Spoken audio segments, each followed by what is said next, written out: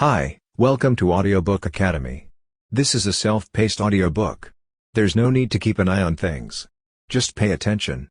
Thank you for taking the time to listen. This is a book summary of Leaders Eat Last, Why Some Teams Pull Together and Others Don't, by Sinek. How can you tell if someone is a good leader? The book Leaders Eat Last examines the impact of good leadership and how it affects the culture of the company. Workplace culture is a reflection of leadership, and fostering a circle of safety is critical to the success of both employees and the company as a whole. We all need a little nudge in the right direction now and then, and when it comes to leadership, Sinek is the perfect person to do just that. Throughout his life, Sinek has studied leadership and team dynamics, and he has dedicated much of his time to this research. We've lost sight of the true essence of leadership because of the prevalence of hierarchical structures. These stories, anecdotes, and truths are things we seem to have forgotten, even though many of the book's key themes will be familiar to readers. Even if your company has an excellent product or service, things will fall apart if your employees aren't satisfied. When faced with adversity, the value of working together as a team shines through. As long as the company's culture and leadership are strong, it is able to weather the storms. Employees are less likely to work hard to overcome a crisis if their boss isn't concerned about their well-being. One of our most basic human needs is safety, and this isn't just about our physical safety, it is a matter of mental and emotional safety as well. Loyalty and commitment can be fostered by fostering a strong sense of employee safety. Loyalty and commitment ensure that everyone is working toward the same goal. Much of modern leadership is now focused on the bottom line, or profit, cash flow and the ability to satisfy stockholders' demands for more. The problem is that, as Sinek points out, we've forgotten that leadership is all about people. Managing, motivating, and nurturing employees is critical to ensuring that they not only grow, but thrive. When a leader cares about the people on his or her team, the team works to its full potential. It is easier to achieve all of one's financial goals when one's team is united in its mission. Environment. Contracts and tit-for-tat relationships are prevalent in many workplaces. Team members tend to compete and fear for their jobs instead of working together. Have you ever worked in an environment where your co-workers were obstructive or wished for someone to fail so that they could rise in the ranks? Tradition held that becoming a company man and remaining loyal to one's employer were the most important values to instill in future generations. We're told that staying at a company for too long is a sign of weakness and complacency, but if we go back in time and look at human evolution, we've survived because of our natural instincts to form complex social groups. Social organization allowed people to feel safe and secure within their tribes. Human nature, however, hasn't changed much despite the rapid advancements in the world around us. Connection is something we're born with, but it's also something that we value. So good they can ignore you showed us that job satisfaction has decreased over the last few decades. Only 45% of Americans were satisfied with their work in 2010. According to Sinek, this indicates that work environments are not satisfactory and that many people remain in positions because they lack the freedom and autonomy to leave. Creating an environment where employees feel valued and supported is the responsibility of leaders. When we expect others to change, we should instead focus on changing our own environment. To change a company's culture, you need a good leader, while you need a good manager.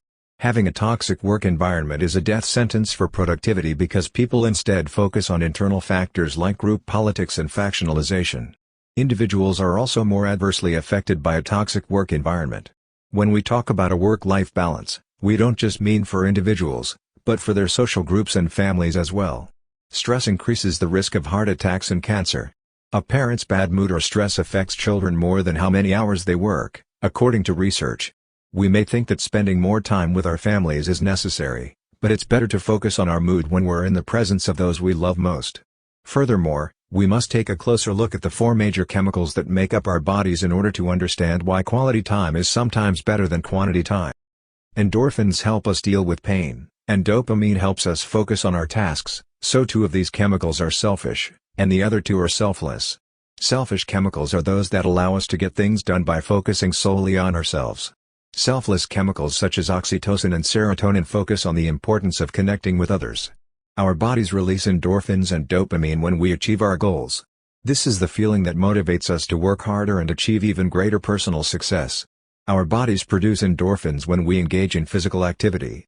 After working out, we often feel euphoric, and it's this feeling that spurs us on to keep going and work harder.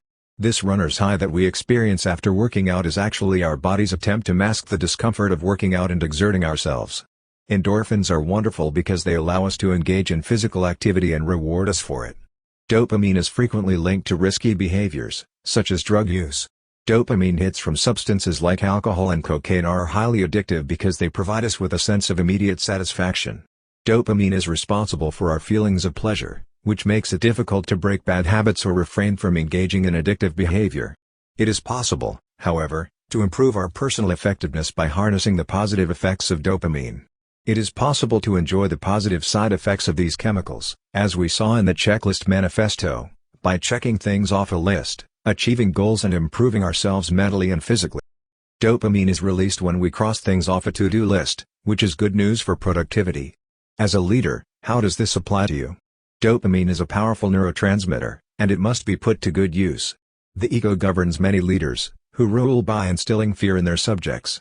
Dopamine is released when we try to exert control over others and experience a power high. Bottom line, we feel good at the expense of other people's happiness. The power of dopamine should be harnessed for the purpose of being goal and task-oriented. Everyone benefits from the positive effects of dopamine if we work together to accomplish a common goal. Then again, we need to strike a balance. Dopamine is such an addictive substance that it's important to be aware of the risks of pursuing it to the point of exhaustion or isolation. Chemicals that have no self-interest help people feel secure and connected. Serotonin and oxytocin are responsible for feelings of trust, loyalty, connection, and cooperation. Serotonin is produced when a person feels a sense of belonging to a group. Whether it's at work, at home, or through other social connections, we all need to feel a sense of belonging. We thrive on the camaraderie of a group and the validation of others. This is why awards and degrees are given out in front of a large audience.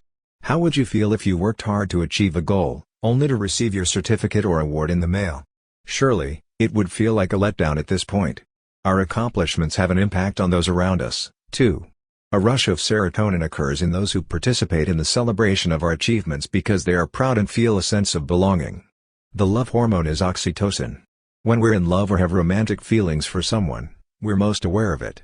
In addition, when we do good deeds or witness others doing good deeds, we receive it. The more we help others and express our love, the more connected we feel, and this is good for our overall happiness and well-being. To top it all off, oxytocin is released when two people come into direct physical contact. In Sinek's view, we should never underestimate the importance of social connection and face-to-face interactions whenever possible. Generosity, trust, and camaraderie are fostered by the chemicals used in the therapy. We need these things because they give us a sense of security. In a circle of protection. Knowing that others have your back is a wonderful feeling. It is possible to achieve this synergy by focusing on the chemicals that motivate us and encourage us to connect with other people. We'll have a more trusting and content team if we can foster more cooperation and collaboration. When these chemicals are in harmony, we have a better chance of overcoming hardships and obstacles as a group. You've been told that if you don't do well on a presentation or you'll be fired. Working under such stress is nearly impossible for the majority of us, and we'd probably have a breakdown as a result. When we're in a relaxed state, we're more likely to be able to unleash our creative juices. According to Next Chomp, firing people isn't an option because they believe in coaching and finding solutions instead. What's the point of putting so much effort into helping others succeed and devoting so much time to your job? People can't perform at their best if they're afraid of losing their jobs. And that's why potential is so crucial. In addition, when we are passionate about our work and the environment in which we do it, we develop an almost unbreakable sense of loyalty. Everyone should aspire to lead like Bob Chapman, the CEO of Barry Weckmiller, according to Sinek. Barry Finance's Weckmillers were in a state of flux. Several layoffs were recommended in order to cut the fat. No one in the company was going to be put at risk because of Chapman's refusal. These beliefs are at odds with the widely held belief that people are disposable. He demanded answers but would not budge. The answer was furlough, a 4-week period of unpaid leave mandated for all employees, including senior managers and the company's CEO. Unemployment would have been much worse than the 4 weeks of financial hardship that each employee endured. The sense of fairness and unity that results from everyone being in the same boat is contagious. If we think that money and profits aren't essential, we're being naive. However, as the Costco example shows, having happy and safe employees has a positive impact on the bottom line. Costco set the minimum wage at $20, which was significantly higher than the national average. Even during the recession of 2008, profits rose by 1,200%. Because they hire internally and promote from within, their employee program works within the circle of safety. Excellent customer service, satisfied repeat customers, and happy investors are all a result of happy and motivated employees. Brené Brown and Dan Coyle have taught us that empathy is an essential quality for leaders. Everyone in a company should be able to trust the people they work with. Lieutenant Colonel Mike Trowley, a former U.S. Air Force pilot known as Johnny Bravo, is a good example. Johnny Bravo is the epitome of a leader who is both courageous and empathic. In 2002, he put his own life at risk to ensure the safety of his ground team, who were entering hostile territory. For safety's sake, he instructed them to remain above the clouds while he scoured his troops from the ground. As it turned out, they were under fire, and Johnny Bravo was willing to put his life on the line to give them the protection they needed. However, even though he was nearly out of ammunition when he made the distress call, the pilot chose not to descend to safety and instead stayed with his wingman to finish the mission. As Johnny Bravo puts it, "They would have done it for me." That particular mission had no casualties. Johnny Bravo does not consider himself a hero. Being a part of a group like this gives you a sense of security and the knowledge that everyone is doing their job to the best of their abilities. If you make a mistake, there's someone there to support you and help you deal with the consequences. Since when has it been acceptable for a leader to pass the blame around or expect someone else to take responsibility?